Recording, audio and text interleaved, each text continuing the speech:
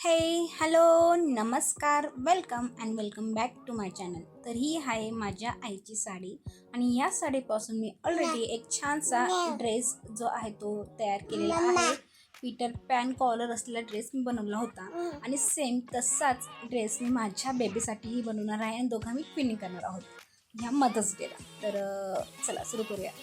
तर ड्रेससाठी लागणार अस्तर धागा हे मला घरातच मिळालं आणि छोटूसा तुकडा मला अस्तरचा मिळाला आणि ज्यात माझ्या बेबीचा ड्रेस आरामशीर होऊन जाईल, कारण अस्तर म्हणून यूज करणार आहे तर ते थोडं छोटं असलं तरी चालतं. ओके. तर नंतर मी तिचा फ्रॉक घेतला आणि त्याच्या मेजरमेंटनुसार हे मी मेजरमेंट्स घेतले होते आणि नंतर कट केले.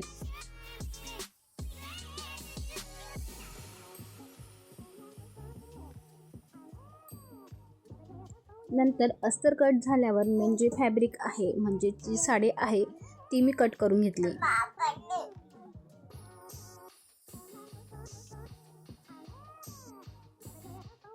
नंतर त्या फॅब्रिकवर अस्तर ठेवून मी ते कट करून घेतलं, जेवढी मला लेंथ हवी आहे तेवढ्या लेंथचं.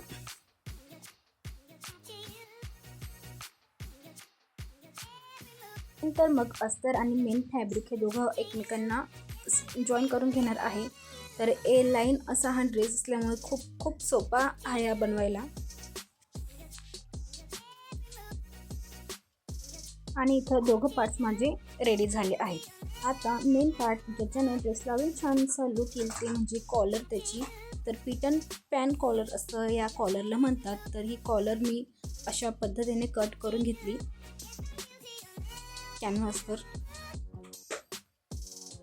तर पीटर पॅन कॉलर स्टिच करण्यासाठी मी सगळ्यात आधी मेन फॅब्रिक त्याच्यावर अस्तर आणि मग ते कॅनव्हास ठेवलं आणि ते एकत्रितपणे स्टिच करून घेतलं आणि मग नीट व्यवस्थित कट करून त्याला मी सुलट करून घेतलं.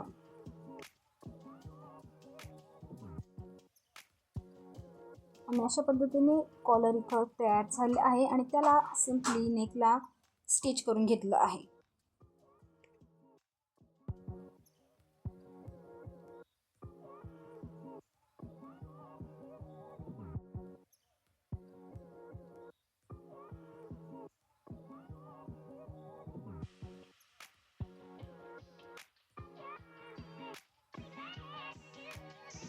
आणि नंतर दोघं पार्ट्सला अशा पद्धतीने दोघं पार्ट्सच्या नेक्स्टला अशा पद्धतीने मी पायपिंग करून घेतली आहे.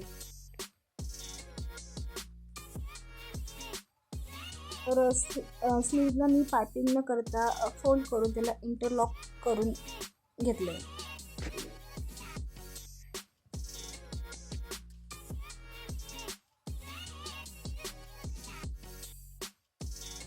तर आता राहिलं लास्ट म्हणजे एकमेकांना ते जॉईन करायचं. तर मी दोघं साईडला जॉईन केलं, खालूनही पट्टी मी वाळली आणि शोल्डरला मात्र मी टच बटन्स लावले.